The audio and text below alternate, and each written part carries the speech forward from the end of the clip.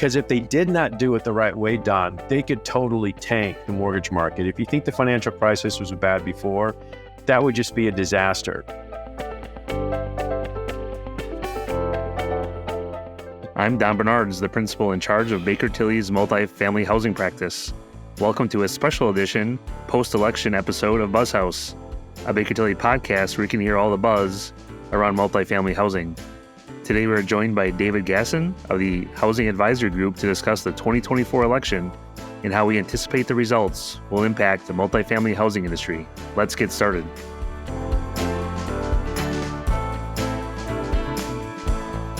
David, thank you so much for being with us today. It is always a pleasure. It's nice to be here.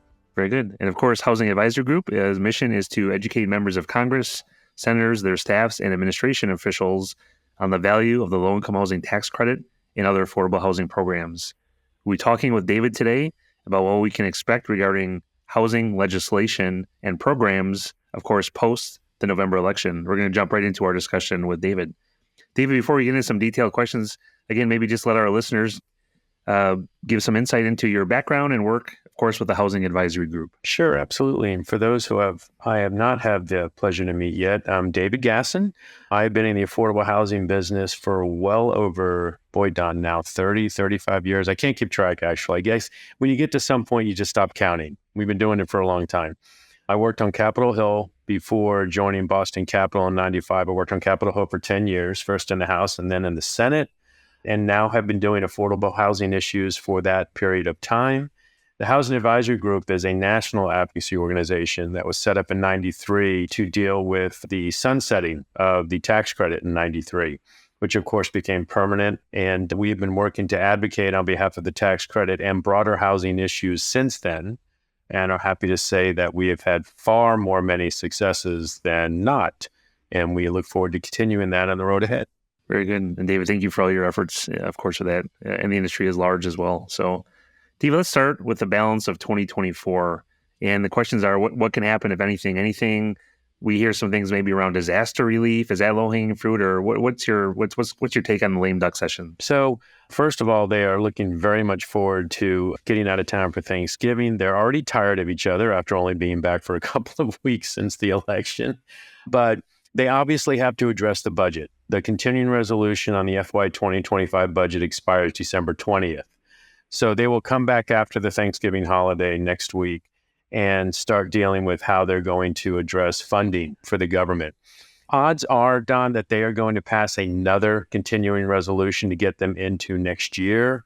They initially would have liked not to have done that. They wanted to give President-elect Trump a clean slate when he was inaugurated on January 20th and not have to deal with any budgetary issues. He had to do that when he was elected in 2016, and he came in 2017, and it took up a lot of bandwidth for them passing the budget back then. They wanted to try to avoid that, but there's really no way around it. The margins are very close in the House, and they just cannot come to an agreement on a lot of the appropriations bills. So it was very unlikely they were going to come to an agreement on a full year's budget by the end of this year, calendar year. So they will pass a CR more than likely to get them into January or February and try to quickly pass a budget and get it off of the table. Right along with that, we are pretty confident they will pass a disaster supplemental. They need to fund FEMA, and they need to fund the disaster fund at the Small Business Administration to get those resources out to folks who suffered from Helene and Milton and some of the other natural disasters around the country. It is possible they could also attach a disaster tax credit provision that originated in the House and was part of the Wyden-Stubbe tax bill. This would provide a tax credit for individuals that were in presidentially declared disaster areas that would allow them to deduct some of the expenses and costs that they have incurred due to those natural disasters. We have been trying like a Dickens to try to include LIHTC in everything. As Senator Cantwell says, any horse that goes through town will try to jump on and have LIHTC ride that horse. We are not expecting to be successful in that regard. They pretty much walled off the supplemental bill for just the disaster relief and potentially this tax provision. We'll see what else happens, and there may be some other small things that ride along with it, but likely not anything on the housing front. So that will take up all the bandwidth they have available in the lame duck session. And then we look forward to coming back January 3rd when the new Congress comes in. Very good. Thank you for that, David. David, turning over to the actual results of the election, would you be able to address what we know about leadership in the various committees that touch around housing policy? Yeah. So there will be some changes. A lot of the main characters remaining the same, minus in the Senate, of course. But Jason Smith will be back as chairman of the House Ways and Means Committee, Republican from Missouri. Richie Neal will remain ranking member, Democrat from Massachusetts. We are still not sure who the chairman of the House Financial Services Committee will be. It could be Andy Barr, or French Hill. But there are still 4 people up for contention for chair of financial services, and Maxine Waters from California will remain ranking member. On the Senate side, Senator Mike Crapo from Idaho will finally become chairman of the Senate Finance Committee, and Ron Wyden, the current chairman, will be a ranking member, Democrat from Oregon. And then big changes on the Senate Banking Committee. Obviously, Sherrod Brown was defeated for re-election in Ohio.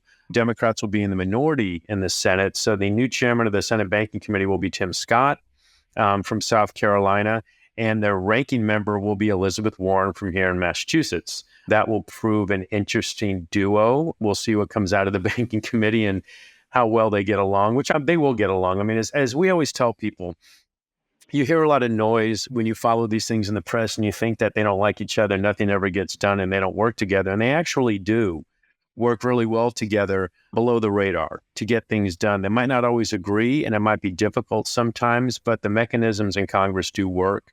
Mainly in the Senate, the House can be a little difficult. And of course, as we've seen from this current Congress, which will continue, as we'll discuss in the next Congress, with the margins being so slim in the House, a lot of the consternation has taken place between Republicans and the Republican conference. Democrats haven't even engaged in the conversation. It's Republican on Republican. That will likely continue, and we'll talk about that a little bit down the podcast. Perfect. Thank you so much, David. David, in the past, we've talked about the Affordable Housing Credit Improvement Act, right, which has a lot of efficiencies and maybe expansions of certain things.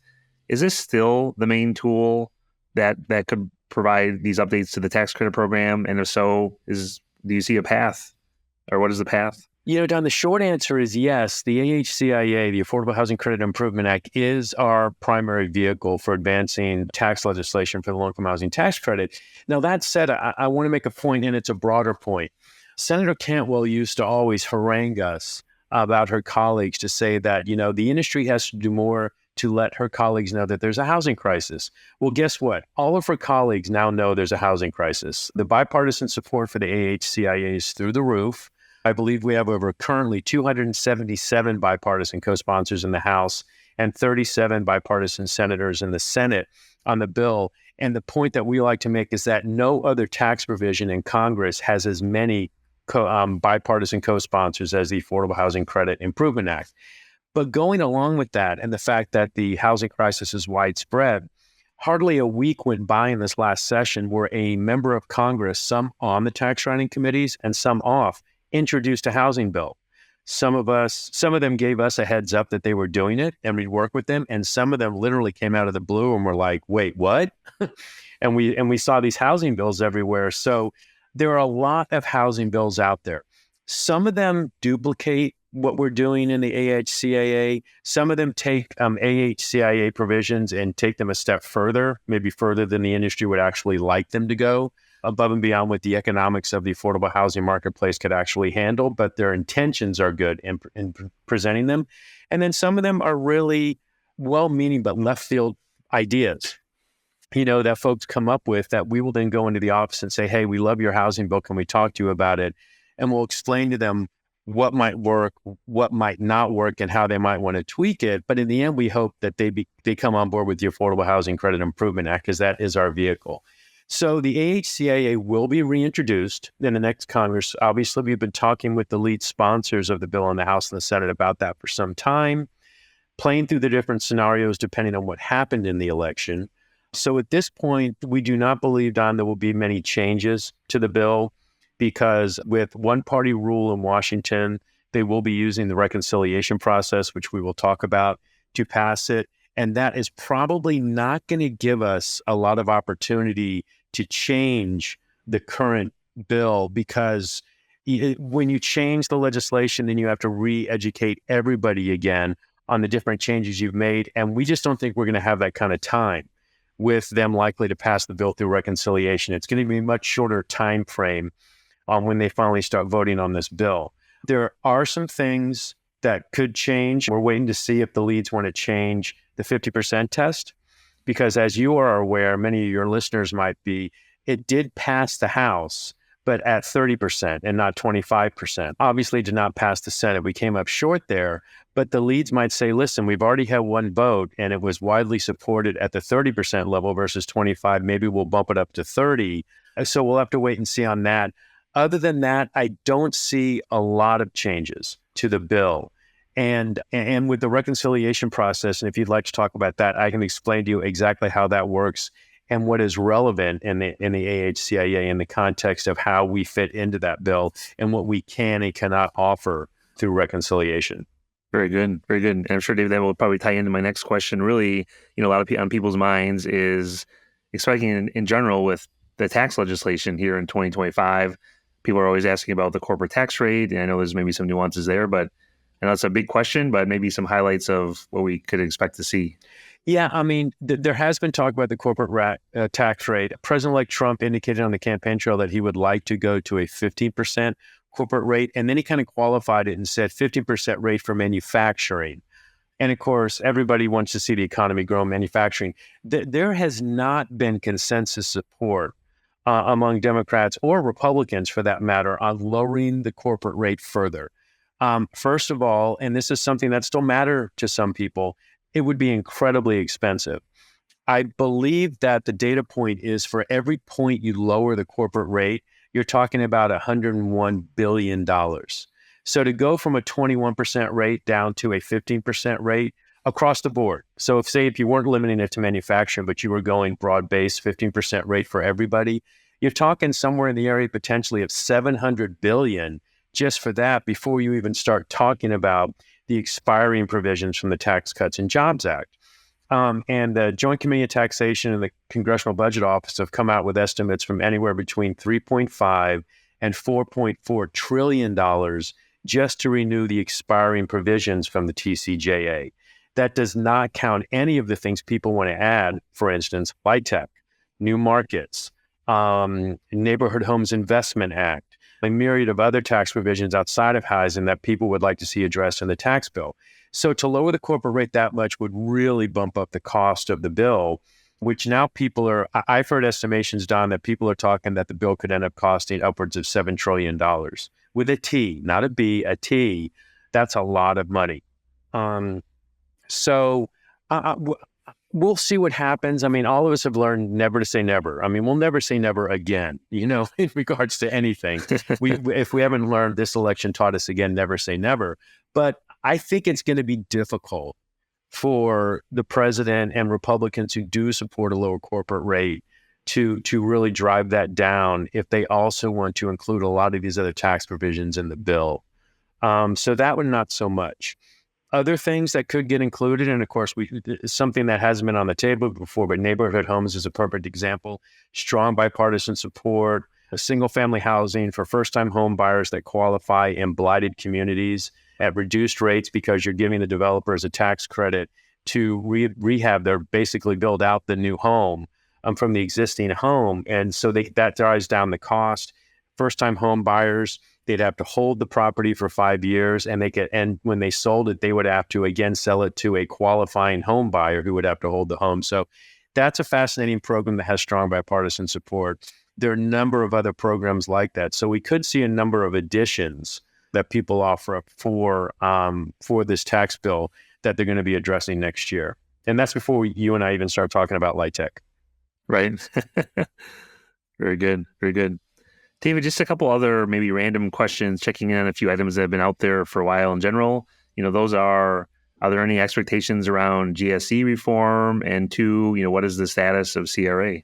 Yeah, on GSE reform, it's going to be on the table again because we've been doing this seesaw. And both of those conversations kind of go in tandem with each other, CRA and GSE reform. So let's start with CRA first, Don. Let's do that because it'll make the other one make more sense. So when the first Trump administration came in, the new head of the OCC decided that they wanted to redo the Community Reinvestment Act. They wanted to rewrite. Now, typically, any changes to that are done by the three regulators, the OCC, the Fed, and the FDIC. Well, the Fed and the FDIC were not on board with what the OCC wanted to do. So the OCC, for the first time, actually, on its own, rewrote the Community Reinvestment Act regulations and had an interesting process to do so. But they rewrote them, and they finally came out. And obviously, the industry wasn't crazy about it because it really lessened the extent for community development and investment in low-income housing tax credits. And we were obviously very nervous about that. President Biden gets elected in 2020. And one of the first things they do when they come out is say, we're dumping the Trump era CRA rewrite that they did, which everybody was like, great, we're relieved on that. And then the three regulators together said, no, we're going to rewrite it like we always have. And they got together and started to redo CRA. They came up with a proposal. They had a lot of feedback from everybody who was involved in the CRA process, housing, financial institutions, and the such. And they passed the new CRA regs. Well, not long after they passed them, a suit was filed by a number of folks. And currently the case lies down in Texas, in the appeals court down in Texas. No action has been taken on it, no discovery or anything, but it's down there, and they put a stay on enacting any of the CRA regs that were established. And now, of course, we've had another change in administrations. So what we're waiting to find out is whether or not the Trump 2.0 administration and their new head of the OCC and their new head of the FDIC, everybody relatively thinks Jerome Powell is going to stay at the Fed, so that might not change. But the regulators might decide they want to do it all over again. It'll be an interesting conversation between the new folks and the folks at the Fed. And if they do, then the Biden era legislation currently down in Texas could get tossed. Hey, appeals court, you're off the hook. Don't worry about it. Toss the case because we're going to rewrite CRA. So we don't know if that's the case yet. But what we're telling people is the status quo that existed before the 2017 Trump administration, those are the CRA rules today. They will likely remain the CRA rules for quite some time until either the legal process plays forward on what's going on down in Texas or the Trump era regulators decide to rewrite it. And then that's a whole nother period of time that's going to take if they got it done for those to take effect. So it's in limbo. So just go along with what we knew was in place in 2016. And that's the status quo. GSEs is a similar situation. President Trump had wanted to address the GSEs and the conservatorship when he was in office the first time, but then COVID hit and everything got blown up. Everything got sidetracked and they could not follow through on that. There is a lot of conversation now on them wanting to take the GSEs out of conservatorship and return them to private ownership.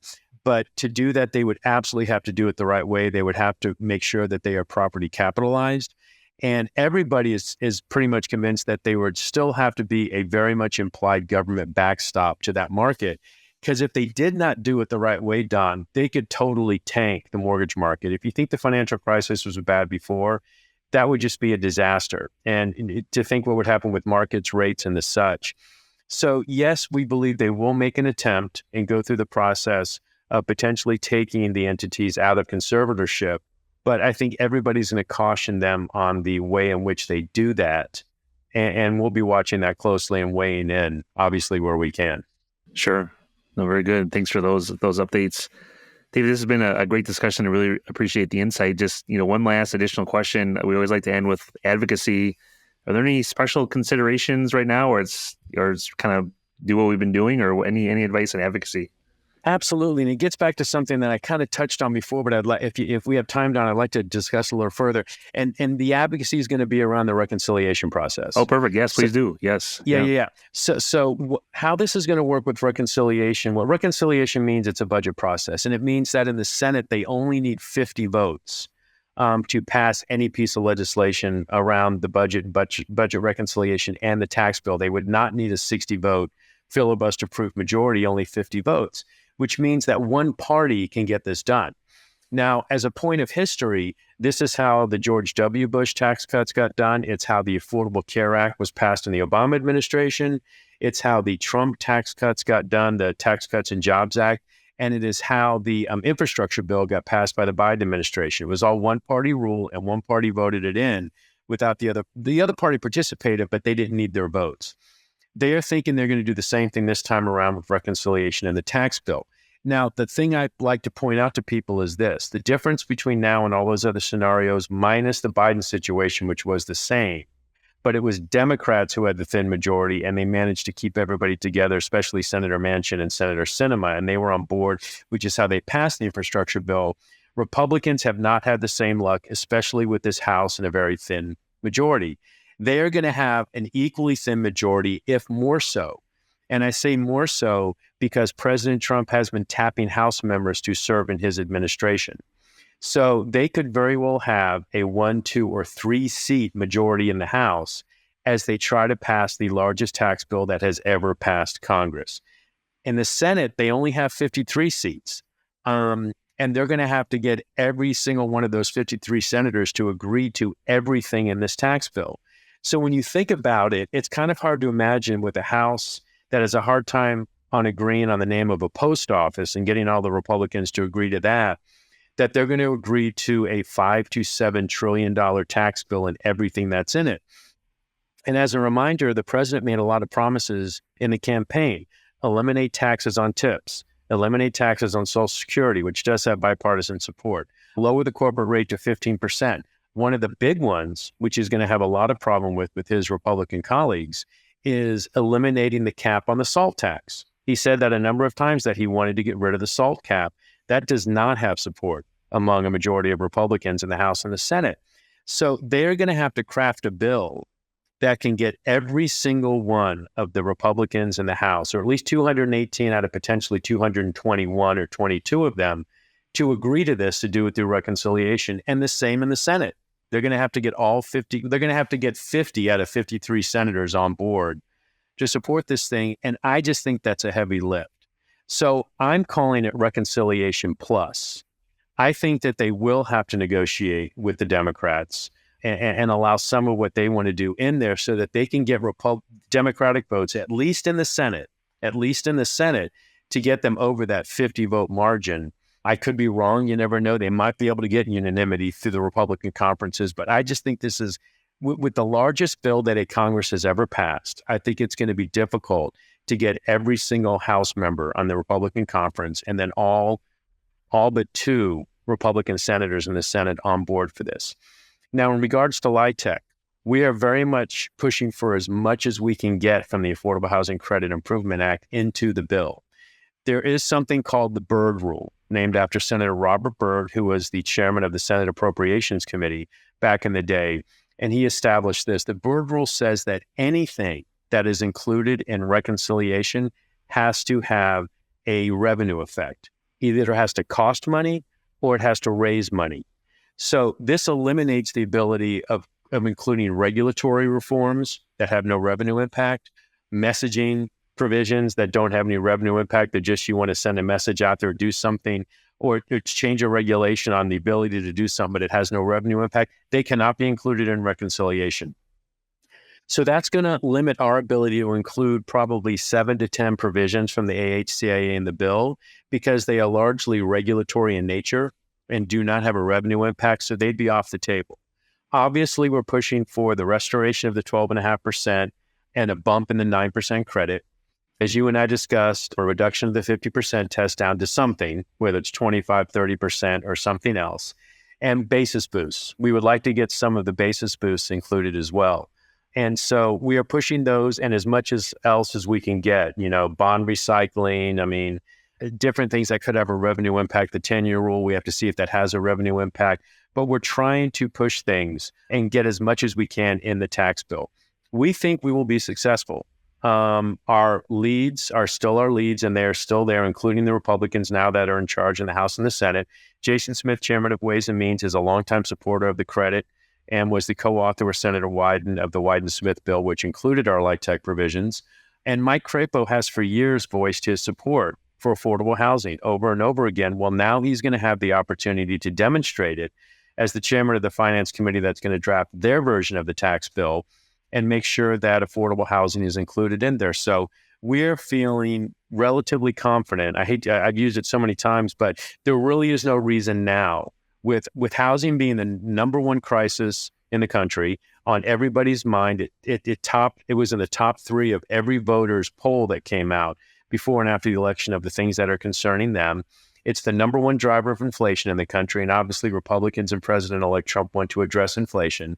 So we feel confident that they are going to finally address affordable housing in the tax bill. And we are working really hard to make sure that's the case. That's very exciting. So in advocacy, that's the question you asked on advocacy. Yeah. We need everybody on board. We need you, as we always do, but now more than ever, to get to your elected officials and let them know, if you want to do something about the housing crisis, make sure that the low-income housing tax credit is included in the tax bill. We are going to be relatively inexpensive with what we want compared to a lot of the other provisions that will be in the tax bill. We do not have a score, but we're going to be in the tens of billions of dollars versus the hundreds of billions of dollars. But it's going to have a big effect. And the more we can get, the more we can address the housing crisis. So we need everybody to do what they've done times 10. Advocate with your elected officials. Advocate with the committee chairman and the members of the tax writing committees. Advocate if you know members of the leadership. Majority Leader Thune from South Dakota, Speaker Johnson from Louisiana, and their lieutenants underneath them, and just make sure that they understand that if they really want to move the country along and address the number one economic issue in the country, the low-income housing tax credit is a damn good start, and that's where they should start. Very good. Thank you so much, David. It is my pleasure, Don. Always good to see you and talk with you. That's it for this episode of the BuzzHouse, catching up with David Gasson of the Housing Advisor Group, discussing implications to our affordable housing industry from the recent election. Once again, I'm Don Bernards.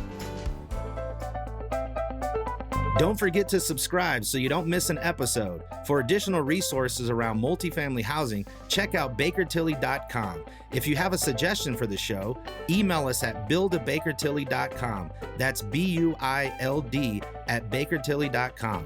See you next time on BuzzHouse.